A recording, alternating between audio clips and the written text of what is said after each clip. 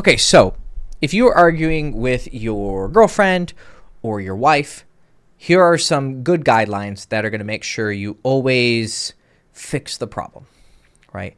That you get to the heart of the issue of why either you started an argument or she did and fix it so it doesn't happen again in an ideal world. As you know, with women, usually one talk or argument is not going to solve the problem always, unless you really do get to the heart of things.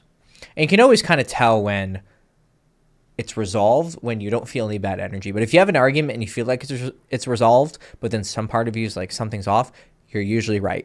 and you're probably going to have to talk about it again.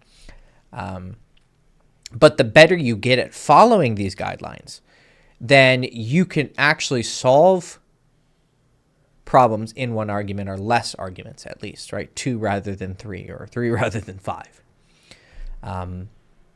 Knowing how to handle drama in your relationship is one of the most valuable skills you can have with any relationship, friends, family, and romantic relationships. But let's get to the points. So the first guideline is going to be always do your best to make it a cooperative thing rather than a fight. Now, I understand that practically it is a fight in the sense that you have a viewpoint and she has a viewpoint and they're usually opposing, right? In some ways. Sometimes through good argumentation, you can find out that you actually agree on more than you disagree on. But there's obviously opposing viewpoints. So it is a fight in one sense. But it's cooperative in the sense that you two are trying to solve a problem. Like, your intentions are not to hurt each other, ideally. Now, with some couples, their intention is to hurt the other person, to make the other person feel bad because they feel like they've been wronged. And most people, when they feel wronged, they want to lash out, right? But that's wrong. You just want to prevent bullshit from happening. That's the goal, right? Prevent whatever it was, disrespectful tones, being late, not being annoying, whatever the fucking problem is that you guys have, right? And if you come at it with that spirit, you're going to start from a good viewpoint, right? The second guideline that you need to follow is to be very firm and to stand your ground, okay? This is so we avoid the extreme, because most people fall into extremes in most things, but especially relationships, where either the guy is the bully and kind of makes the girl feel bad all the time and is always winning arguments, or it's vice versa, and the woman's always putting down the man and winning arguments, and the man finds himself apologizing for things he hasn't even done wrong, right? It's sort of like that mantra when it comes to online drama, which is, if you did nothing wrong, don't apologize. If you apologize just to appease the crowd, then, they're still going to eat you. It's kind of the same thing with people in general. If you find yourself apologizing, even if you didn't do something wrong, it has a psychological impact where it makes the other person feel like they're in the right, even if they're not technically, right? So if you truly believe that you are in the right, stand your ground and be firm about it. Now, how firm you do it, like the language that you choose, how harsh you are, your tonality, that's going to depend entirely on how dramatic the thing is that you guys are arguing about, right? But that's a separate issue. These are guidelines to make sure that arguments go well, not necessarily how to handle every single situation. And then that's going to be splintered into 2 separate points. Always hold her accountable if she is wrong, meaning you need to get an apology. And in this case, you sort of need to be like a dog who bites down and doesn't let go. Like, if it's something that requires an apology, even if it's small, like, it doesn't mean you have to get on your knees and bow down and say, I'm sorry. But, like, you really need to go out of your way to get an apology. And if she's not the type to apologize, like I know someone who said that his wife literally has never apologized. And I'm like, that's really bad. And I've pointed it out to him. But for me, like, if someone does something wrong, they need to apologize, even if it's small. Because here's the other one. Always hold yourself accountable. always, always, always hold yourself accountable if you end up being wrong. Like, I was just talking to my wife about something, and I could have sworn we'd had a talk in here. I was like, hey, you want to watch this movie? And then I misinterpreted her as saying she didn't. And then I made a joke later. It was like, I asked you to watch the movie, and you said no. And she's like, no, I did say yes. You just went into your room and started playing games. And then I assumed you didn't want to watch it. And I was like, no, like, I swear I walked up to you in the bedroom, and she's like, you told me in the kitchen. And I was like, and I thought about it. And then I was like, and I had something flash in my mind of like her opening the fridge and me telling her, hey, I found this cool movie. It's called Tetris. It's about the story behind Tetris and blah, blah, blah. And then I was like, oh shit, you're right. Like, we did have that talk in the kitchen. Right. And then I did misinterpret something. She said, da, da, da. Later on, I went to her again and asked if she wanted to watch it, but now it was like a bit too late. Right. So I was like, hey, you're right. Like, you're totally right. My bad. Now, this isn't, we weren't like arguing in the sense that like we were getting mad at each other. I just made a joke how she didn't want to watch it with me, but I had actually somewhat messed up. And then she had said no later if she wanted to watch it. So I held myself accountable for when I had misremembered asking her if she wanted to watch a movie. And then later on, I told her, well, okay, well, in that instance, you were, and she's like, yeah, you're right. I didn't want to watch it then. So, always hold yourself accountable, no matter how small. And the thing here is that if you don't hold her accountable, you're a pussy, right? And the woman is going to, hopefully you're with a woman who has good character and virtue, okay? But even really great people, you still have to you still always want to, cross your T's and dot your I's. You want to always make sure that things are getting resolved. And so you need to hold people accountable by even like outright saying, okay, so you admit you're wrong. Yes. Okay. So you're sorry. Like, if they're not the kind of person and you need to do that, then do it. You always need to get confessions. But while that's a good policy for not being a pussy and for her having respect for you, which is very good, it keeps her attraction for you, lets her know she's with a strong man, and it's just the right thing. So it's like practically the correct thing and then morally the correct thing. However, vice versa, if you're not apologizing when you do things wrong, or if you sweep it under the rug or diminish it, you lose the moral high ground. So she may respect you, you may be strong, but you're a piece of shit, right? And you're a hypocrite. This is just going to foster resentment. And then you're actually more likely to lose future fights because they're going to realize that you're not playing by any rules. You're just here to win, right? If you meet someone who's just like, all they care about is winning and they don't have any morals, you're going to go, okay, well, they're basically just an animal, right? You're not dealing with a human being who's actually has some sort of moral code, right? And so once the moral high ground is lost, you don't treat them the same anymore, right? So you really, really need to show your wife or your girlfriend that you hold her to the same standards you hold yourself. And you demonstrate this by consistently holding whoever's accountable. Basically admitting fault and apologizing. Super important. You can't skip either of them because then you'll end up either a pussy or a piece of shit. And what's funny is that both of you can be wrong about something or right about something in the same argument. Like, let's say you're always late to something. Whatever. Getting ready, you're just fucking slow and late. And she's talked to you about it before. But then you're late one time and it results in like you guys not making it in time for something. And she gets upset, right? You need to hold yourself accountable and be like, yeah, you're right. You've told me about this. My apology. But if in that same thing she like overreacts and is a bitch about it or, goes too far and insults you or something like that, she can also be in the wrong. You could be like, hey, you're right that I fucked this up, but there's no excuse to like talk to me like that, right? So in one argument, both people can be accountable for some wrongdoings, but also right for some things too.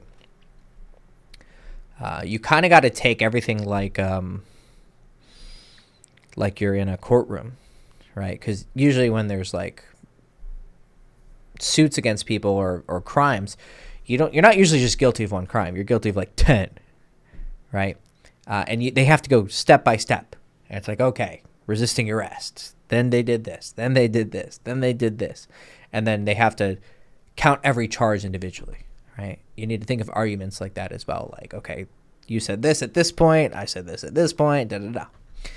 And then the last tip is sort of in the vein as being cooperative, but that's avoiding unnecessary triggers. Okay, so snarky tones, condescending tones, insults, being dismissive. Like I had a client where his girlfriend got really mad because he did this and kind of waved her off, and then she's like, "Don't dismiss me." Like, you need to be very careful of how you present. They weren't even in an argument in this case, right? People can get triggered by all sorts of things.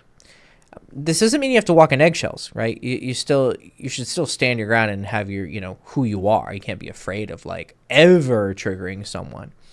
But when it does come time to be in an argument and to raise your point, I've rarely met people who can have discussions like robotically and not get emotionally involved. It's super rare. Men and women, like I've seen, men are just as fucking emotional as women, if not more so in my experience. It's a bit of a hot take, but it's pretty fucking true.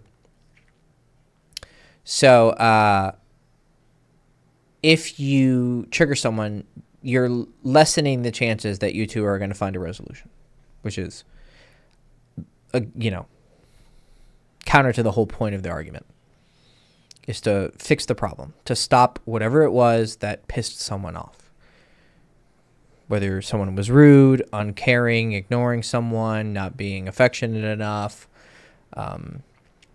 being late all the fucking time, just being a bitch in general, whatever it is. That needs to be resolved. And so if you follow these tips, the chances that you two are going to have a healthy relationship is much better. And really, this is just a guide to avoiding the two extremes of either being the bully or being the pussy who gets walked all over in arguments. Because I fucking hate these memes out there in the world of, you've seen them, where it's like a joke where men will say like, "Oh, this is the first time in history when a man's won the argument." You've seen those kind of jokes before, right? Like, don't even try to argue with women, blah, blah. I mean, that's some of the most pussy-ass faggot shit I've ever heard in my goddamn life. Like, the fact that even someone has that mindset. And I know why maybe some men find themselves doing this, giving up arguments and just automatically assuming they're going to lose. They're probably with a woman who just doesn't even like them, right? So they're violating the first rule, right? Because the woman is not coming at it from a cooperative standpoint. She's coming at it from a standpoint where she hates her fucking boyfriend or husband. And so every argument is just about venting frustration rather than actually solving a problem. And if that first rule of arguments are meant to be cooperative rather than combative, to a certain extent, if that's violated, none of the other rules can work. Because if someone sees it as a fight, how are they? They're never going to hold themselves accountable. They're never going to admit when they're at fault. You kidding me? Right? So that's a huge problem, is that probably these women just hate these men. And the man probably hates the woman too. And that's why, okay, whatever. They just give up on fighting anymore. But probably part of the reason the woman hates the man is because he has given up, right? And I understand. I mean, maybe these guys have, they work 40 hours a week and they have a kid and this and that, and they're like, oh my God, I just want to relax, right? But unfortunately, that's not how the world works, right? Just being I should make a video on this. Just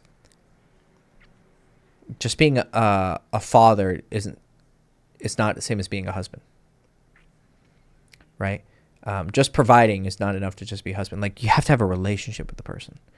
But unfortunately, I think we think that it should be enough, right? And so we don't want to get in that argument because, oh, it's tiring or stressful. And then when we avoid arguments or dismiss them, like, just let her, whatever.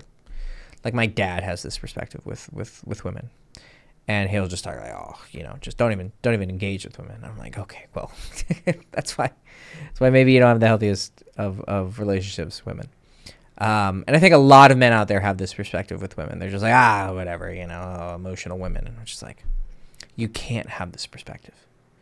You have to be willing to duke it out, because actually sometimes duking it out shows you care. Not in the like the toxic way, right? Like he beats me, that means he loves me. Like, not that kind of fucking crazy shit. But like the fact that you are willing to engage in a conversation and an argument shows that you care enough. But when guys give up and they have this mentality of like, oh, don't argue with a woman. I mean, fuck me. That's like the ultimate sign you don't care anymore. So of course the woman's, but maybe some men think they're doing the right thing. They think, okay, well, I'm not fighting with her. I'm just admitting she's right, when you don't actually feel that way. It's also dishonest. Like, if you don't think she's right, but then you apologize just to avoid the argument, that's not a real apology. It's lying. It's deception. You're not really sorry. You're just doing it because you don't want to fight. So not only are you a pussy, you're also dishonest. It's like, well, okay, well, at that point, there's nothing attractive about you. I mean, her pussy doesn't get wet for you, and I mean, at the very least, you could still at least be a nice guy. But no, you're not even that, because you're fucking dishonest. So yeah, I mean, I could go on a fucking rabbit hole with this mentality of like, you never win arguments with your wife. You should. Every argument that you're correct, you should win. Never lose an argument where you're right. The only arguments you should lose are when you're wrong. And you should lose that one because you're wrong. Right? Makes sense. So follow these principles, follow these guidelines, and you won't be like a lot of the suckers out there in the world who have dog shit relationships because they don't follow these guidelines. So, wish you the best of luck. I want you to have healthy, happy relationships, because healthy, happy relationships are, why are you with them if you're not happy? And also, you'll avoid fucking up the kids that you have, and continuing the chain of trauma that people pass down from generation to generation because they're too fucking incompetent to stop it. But hopefully it stops with you and you have healthy relationships. It's quite rare, though. I've never seen a relationship that I'm jealous of. I was talking to a client of mine, a new client, a woman actually. And I have a few lesbian clients. She's actually a straight client. And I'm helping her find her husband.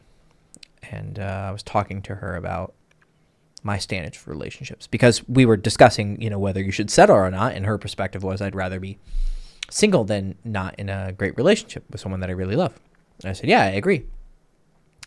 And I told her, I was like, I've never seen a relationship that I'm jealous of. Right?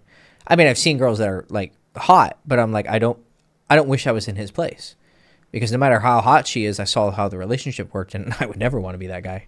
You fucking kidding me? And so I've constantly searched for the relationship that I would be jealous of.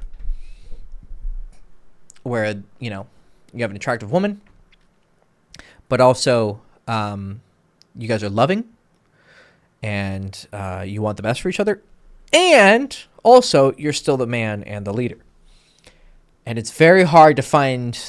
and you guys communicate clearly and maturely and like grow together, right?